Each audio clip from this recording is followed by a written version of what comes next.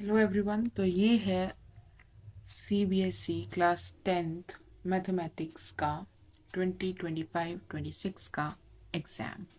Section 1 हम करेंगे, section A, जिसमें एक एक नंबर के क्वेश्चन आते हैं। हमारे 20 मल्टीपल चॉइस क्वेश्चंस आते हैं।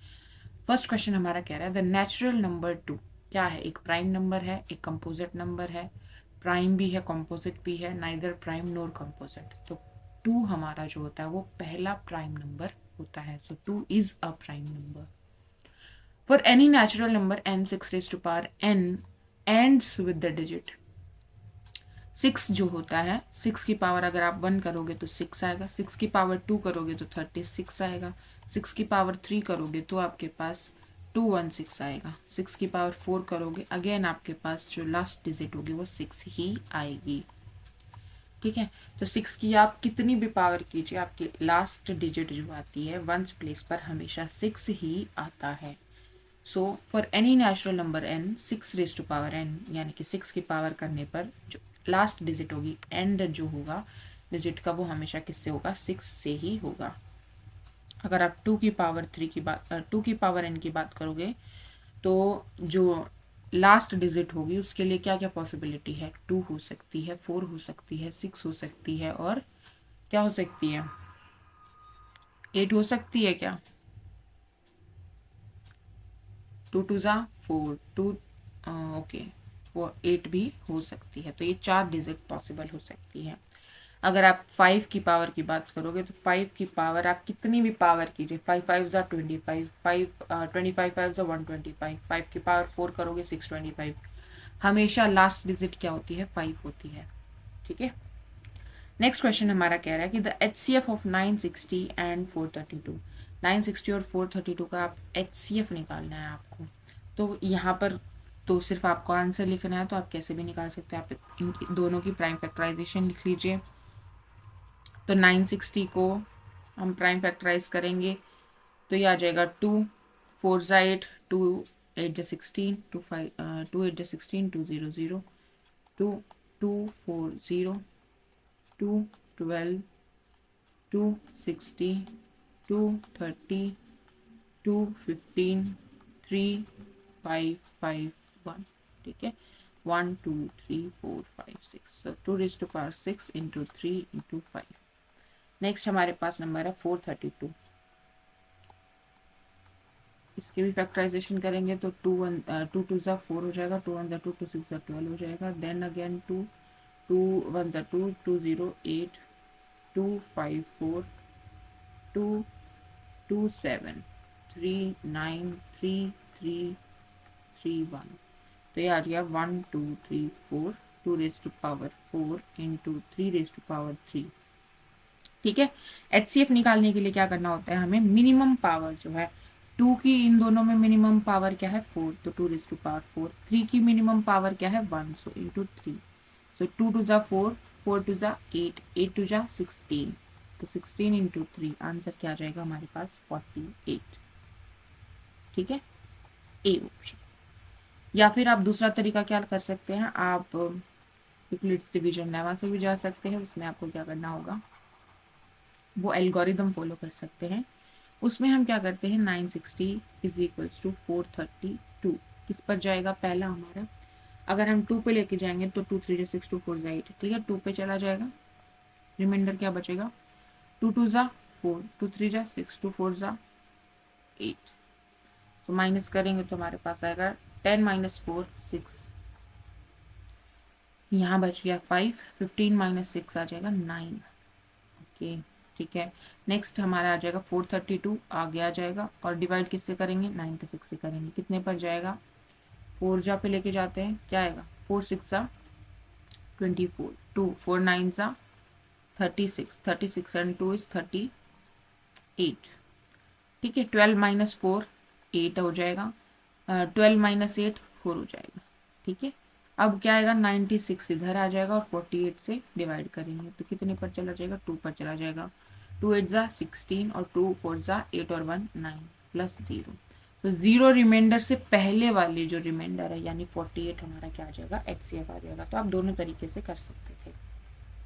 ठीक है, नेक्स्ट क्वेश्चन है क्वेश्चन नंबर 4। उसमें क्या लिखा है, फॉर एन इवेंट, कोई भी इवेंट अगर हमें ई दिया है तो उस इवेंट के होने की प्रोबेबिलिटी और उस इवेंट के ना होने की प्रोबेबिलिटी अगर आप सम करोगे तो किसके बराबर आता है, 1 के बराबर आता है। सम ऑफ प्रोबेबिलिटीज हमेशा क्या होता है, 1 होता है। तो यहाँ पर x की वैल्यू क्या आ जाएगी, 1 आ जाएगी।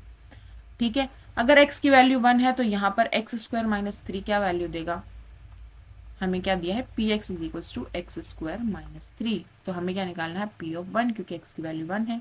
तो जब आप 1 रखोगे तो 1 - 3 यानी कि -2, इसका आंसर आ जाएगा -2।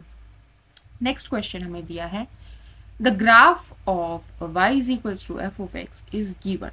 ये गिवन है हमें बोला the number of zeros of f of x। तो ग्राफ से हम किसी फंक्शन की जीरोस कैसे बता पाते हैं, जितने पॉइंट्स पे वो x एक्सिस को कट करेगा ग्राफ, उतने ही उसके जीरोज होंगे। अगर हम इस ग्राफ को ऑब्जर्व करें तो ये x एक्सिस को किसी भी पॉइंट पर कट नहीं कर रहा है। और अगर हम इस ग्राफ को आगे भी एक्सटेंड करें तो ये एरो क्या दिखा रहे कि ये ऊपर की तरफ जाएगा, ये एरो क्या दिखा रहे कि ये ऊपर की तरफ जाएगा। तो अगर ऊपर की तरफ जाएगा तो वापस नीचे तो आ नहीं रहा, तो x एक्सिस को कट नहीं करेगा। तो इसके पास कितनी जीरोस है, एक भी जीरो नहीं है, कि x एक्सिस को कट ही नहीं कर रहा। ठीक है, नेक्स्ट क्वेश्चन क्या कह रहा है, if a pair of linear equations in 2 variable, ठीक है, is represented by 2 coincident line. Coincident line का क्या मतलब है कि एक लाइन है उसी के ऊपर दूसरी लाइन है। तो जब हमारे पास पेयर ऑफ लीनियर इक्वेशंस होती हैं तो उनके सॉल्यूशन को हम कैसे डिफाइन करते हैं, जहां पर वो लाइन इंटरसेक्ट कर रही है या जहां पर वो पॉइंट्स जो दोनों लाइंस को सेटिस्फाई कर रहे हैं। अब दोनों लाइन एक ही लाइन है, एक ही लाइन की तरह हमें दिख रही है, क्योंकि एक लाइन के ऊपर ही दूसरी लाइन बनाई है। तो सारे पॉइंट्स जो इस लाइन पर लाए करेंगे वो दोनों इक्वेशंस को सेटिस्फाई करेंगे, दोनों लाइंस के इक्वेशंस को सेटिस्फाई करेंगे। तो कितने सॉल्यूशन हो सकते हैं, इनफाइनाइट नंबर ऑफ सॉल्यूशन हो सकते हैं। ठीक है, कोइंसिडेंट लाइन बोला है ना। नेक्स्ट क्वेश्चन हमें क्या कह रहा है कि the length of the arc of the sector of a circle with radius 21 centimetre end of central angle 60 degree क्या होगा। Length of the arc of the sector निकालना है, यानी कि ऐसे हमें सेक्टर दिया है, हमें इस आर्क की लेंथ निकालनी है। ठीक है, विद रेडियस 21, रेडियस हमें 21 सेंटीमीटर दी है, end of central angle 60 degree दिया है। तो अगर हमें सेंट्रल एंगल दे दिया है theta by 360, length of arc क्या होता है, length of arc theta by 360 into 2πr होता है। क्योंकि हम लेंथ की बात कर रहे हैं तो वो सरकमफ्रेंस का कुछ हिस्सा होगा। जब हम एरिया ऑफ सेक्टर की बात करते हैं तो वो सर्कल के एरिया का कुछ हिस्सा होता है, इसलिए हम यहाँ पर क्या लिखते हैं, πr², सर्कल के एरिया की बात करते हैं। यहाँ पर ये किसका हिस्सा होगा, सर्कल की सरकमफ्रेंस का कुछ हिस्सा होगा, तो हम सरकमफ्रेंस का फॉर्मूला लिखते हैं 2πr। ठीक है, तो बस क्या करना है, थीटा की वैल्यू रख दीजिए। थीटा हमारे पास है 60 बाय 360, रेडियस हमें गिवन है 21, पाई की वैल्यू हम 22/7 रखते हैं, 20। करेक्ट, ये कैंसिल हो जाएगा, 6 आ जाएगा, यहाँ पर आपका 3 आ जाएगा, 2 3 जा 6 हो जाएगा, 3 से 3 कैंसिल हो जाएगा, तो आंसर क्या आ जाएगा, 22 सेंटीमीटर। नेक्स्ट क्वेश्चन हमें कह रहा है कि आपके पास the hour hand of a clock is 7 centimetre long, the angle swept by it between 7 AM and 8:10 AM क्या होगा। 7 सेंटीमीटर, रेडियस हमें क्या दे दी है, 7 सेंटीमीटर। हमें क्या निकालना, एंगल स्वेप्ट यानी थीटा निकालना है, by it between 7 AM and 8:10 AM। 7 बजे हैं आर एंड के बीच में, ओके। तो 7 बजे हैं तो वो 7 की तरफ पॉइंट कर रहा होगा, और जब 8-10 हो गए हैं तो वो 8 के बाद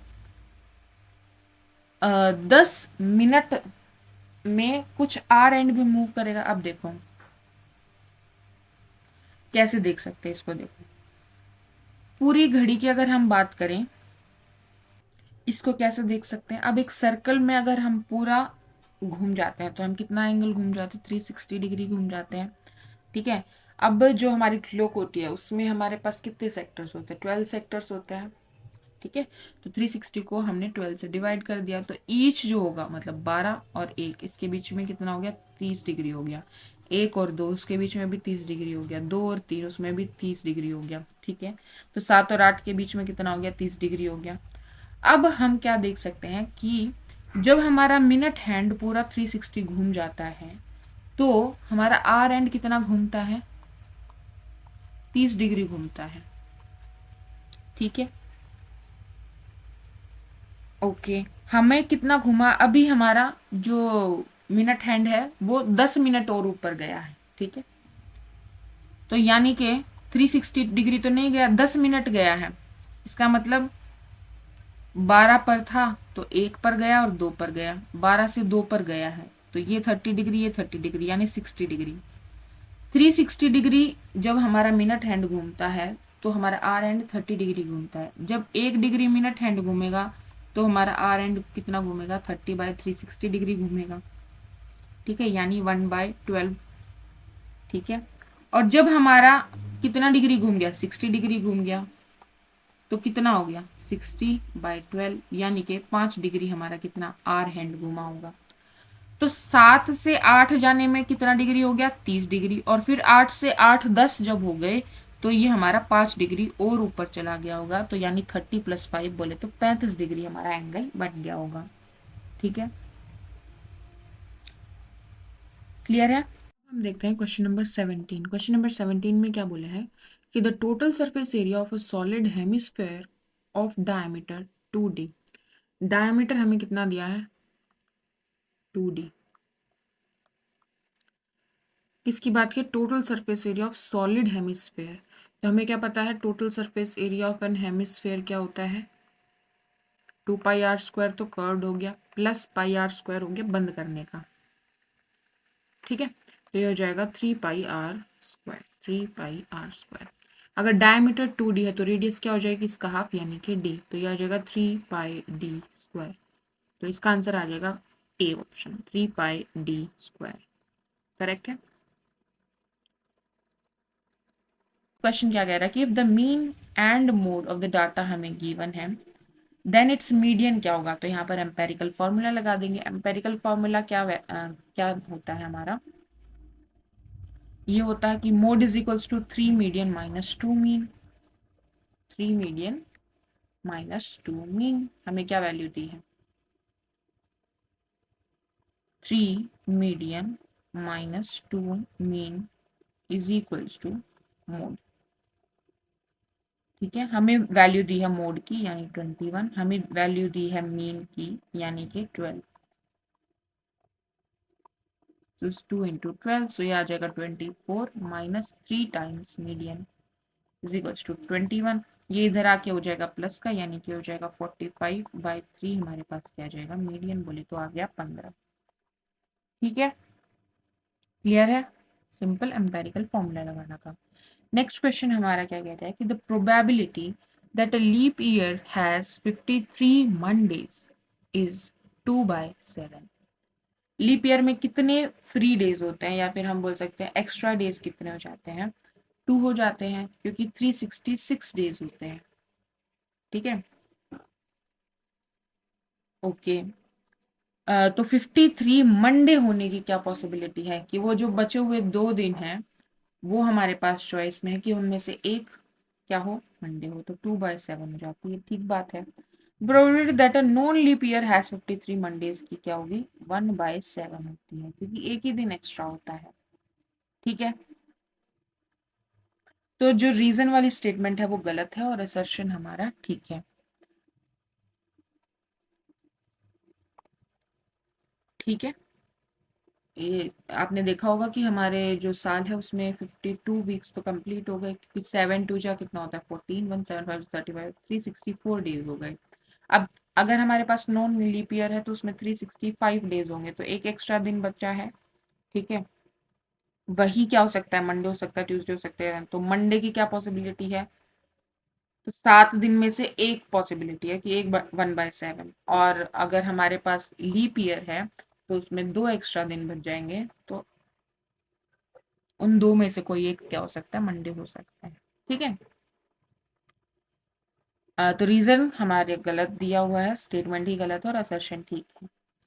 20th क्वेश्चन में क्या बोला है कि the polynomial P Y is equal to Y square plus 4y plus 3 has 2 zeros. इसके पास 2 जीरोज हैं, तो जीरोज कैसे निकालेंगे आप? इसका डिस्क्रिमिनेंट देख लेते हैं। डिस्क्रिमिनेंट निकाले डी। अच्छा बताओ, ए क्या है? ए की वैल्यू 1 है। बी क्या है? बी की वैल्यू 4 है। सी क्या है? सी की वैल्यू 3 है। तो डिस्क्रिमिनेंट हो गया बी स्क्वायर यानी कि 4 4 जा 16 माइनस 4ac 4 3 जा 12 यानी कि 4। तो डिस्क्रिमिनेंट आ गया हमारे पास 4 विच इज पॉजिटिव। पॉजिटिव है इसका मतलब क्या हो गया कि इसके पास रियल डिस्टिंक्ट रूट आ जाएंगे। कितने? 2 हो जाएंगे। Has 2 zeros. ठीक है। A quadratic polynomial can have at most 2 zeros। अगर एक quadratic polynomial है तो उसके पास at most 2 zeros हो सकते हैं। ये बात भी ठीक है। किससे डिपेंड करता है? डिग्री पर डिपेंड करता है। ठीक है, ओके। नेक्स्ट क्वेश्चन हमारा क्या कह रहा है कि the first term of an AP is P and the common difference is Q. पहली टर्म पी है और कॉमन डिफरेंस क्यू है, देन इट्स 10th टर्म क्या होगी? 10th टर्म का फॉर्मूला क्या हो जाएगा? ए प्लस 10 माइनस 1 डी यानी कि ए प्लस 9 डी। ए यानी फर्स्ट टर्म हमें दी है पी प्लस 9, कॉमन डिफरेंस हमें दिया है क्यू, सो पी प्लस 9 क्यू हमारे पास क्या आ जाएगा? फर्स्ट सॉरी 10th टर्म आ जाएगी। 8th क्वेश्चन हमें बोला है shown below are 3 triangles, the measure of 2 adjacent sides and included angles are given for each triangle. ठीक है, which of these triangles are similar? आपको बताने कि इनमें से कौन सी ट्राइंगल सिमिलर है।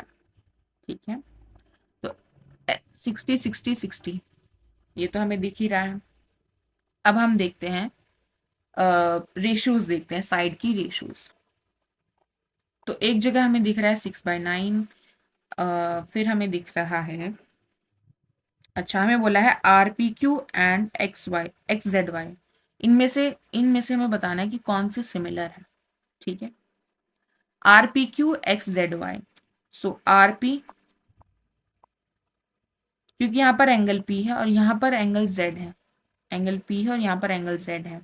ठीक है, तो R P by X Z देखेंगे और P Q by Z Y देखेंगे।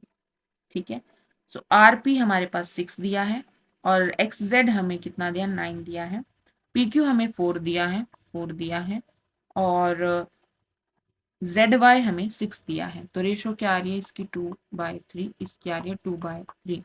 तो एस ए एस सिमिलैरिटी से हमारे पास क्या हो जाएंगे? ये दोनों ट्राइंगल्स क्या हो जाएंगे? सिमिलर हो जाएंगे। R P Q and M N L.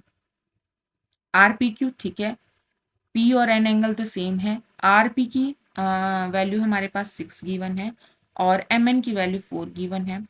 उसके बाद पी क्यू हमें 4 गिवन है और एल एन हमें, एन एल जो है या एल एन या एन एल, वो हमें 3 गिवन है। तो यहाँ पर रेशो आ गई हमारी 3/2 और यहाँ पर है 4/3, दोनों ही बराबर नहीं है तो ये सिमिलर नहीं होंगी। एक्स जेड वाई और एम एन एल देखेंगे। एक्स जेड यानी 9 अपॉन एम एन हमारी 4 है, और उसके बाद जेड वाई यानी 6 है, और हमारी एन एल हमारी क्या है? 3 है। 3 2 जा 6 हो जाएगा, तो यहाँ पर 2 आ रहा है, यहाँ पर 9/4 है। रेशो सिमिलर, रेशो सेम नहीं है साइड्स की, तो ये भी क्या है? सिमिलर नहीं है। Triangle R P Q X Z Y M N L all are similar to one another, ये भी गलत हो जाएगा। ठीक है, ओके। नेक्स्ट क्वेश्चन है the mid point of the line segment joining the point this and this lies on. जो इसका मिड पॉइंट होगा, तो मिड पॉइंट कैसे निकालेंगे? Section formula. Section formula 1:1 ratio में डिवाइड कर रहा है ये, क्यों? क्योंकि मिड पॉइंट बोला है। ठीक है, क्या मिड पॉइंट कैसे निकालते हैं? दिस प्लस दिस, एब्सिसा में एब्सिसा जोड़ के डिवाइड बाय 2 कर देंगे। 6 + 5 यानी 11, 11/2 आ जाएगा हमारा ये, और ऑर्डिनेट हमारा आ जाएगा -4 + 4 यानी 0।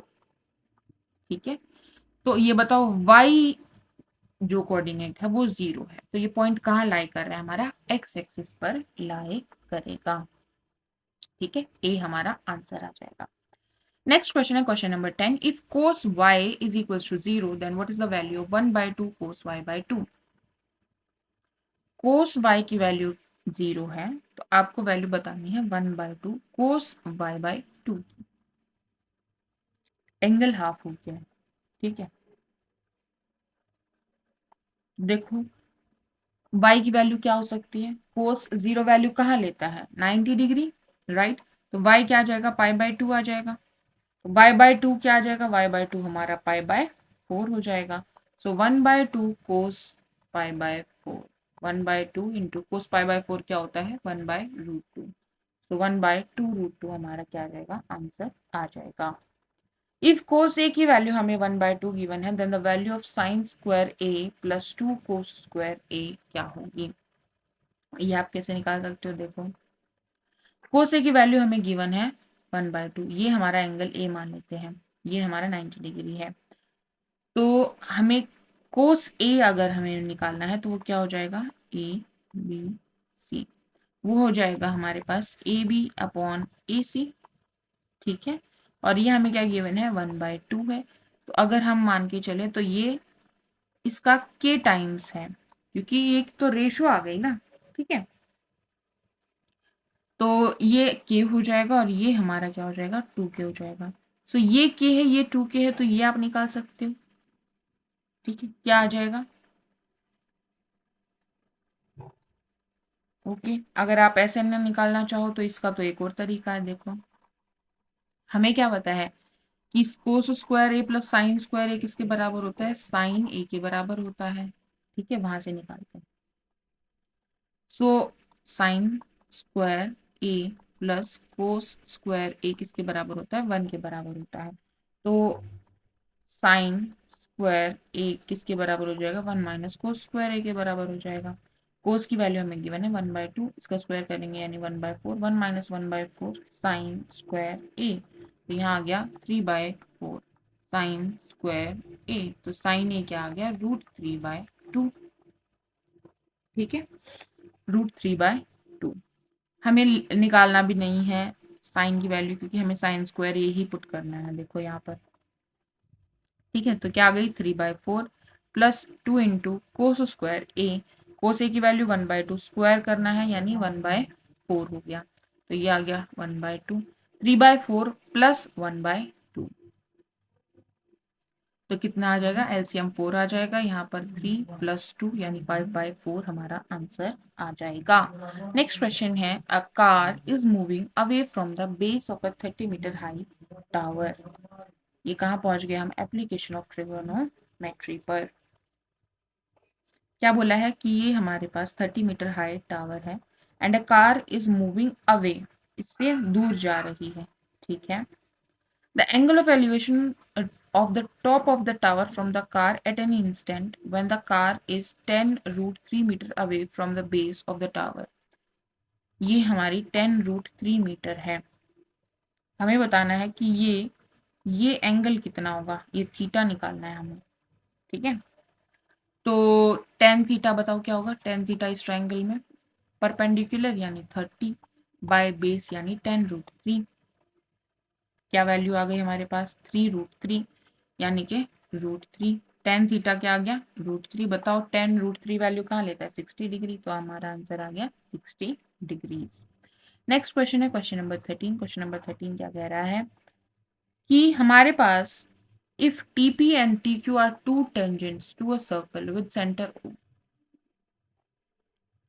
two tangents to a circle with center O from an external point T, तो ये हमारे पास सर्कल है जिसका सेंटर O है, ये हमारा एक्सटर्नल पॉइंट P है और ये हमारे पास टेंजेंट है P and Q।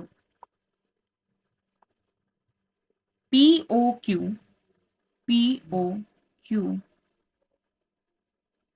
is 120 degrees, then PTQ is equals to, okay. तो ये हमारा 90 डिग्री, ये हमारा 90 डिग्री, तो ये हमारा कितना हो जाएगा 60 डिग्री, क्वाड्रिलेटरल, ठीक है। क्लियर है, क्वाड्रिलेटर के सभी एंगल्स का सम कितना होता है 360 होता है, okay. TP and TQ are two tangents to a circle। Next question है क्वेश्चन नंबर 14। क्वेश्चन नंबर 14 में क्या क्या है, in a figure P A is tangent from an external point P, तो ये हमारा 90 डिग्री हो गया, to a circle with centre O, if P O B is 125 degrees, then A P O is equals to, हमें ये angle निकालना कितना होगा। तो अगर ये 125 है तो लीनियर से ये हमारा कितना आ जाएगा 55, ठीक है। और 55 है, ये 90 है, तो ये कितना आ जाएगा, 90 में से माइनस करो 55 को, 35, ठीक है, क्लियर है। ओके, तो हमारा जो सेक्शन ए वो यहाँ पर कंप्लीट होता है।